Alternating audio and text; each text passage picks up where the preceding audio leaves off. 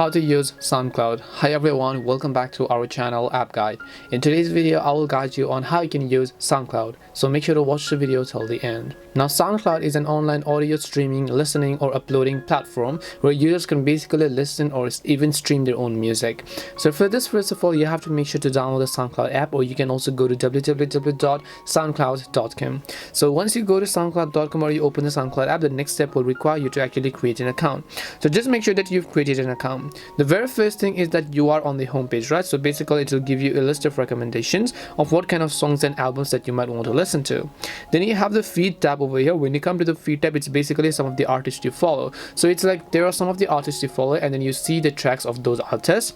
Then you come to the search tab. You can search for any of these albums or even artists or even songs that you might want to search for. Then you have the library tab where you'll be able to see all of your own accounts, such as your liked tracks, your playlist, your albums, your following tabs, your stations, your insights, as well as your own uploads over here, as you could clearly see.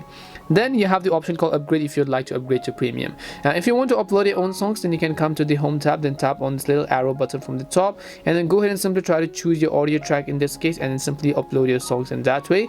If you want to contact the customer care, you can tap on the inbox tab over here. Then you can also go to notifications icon.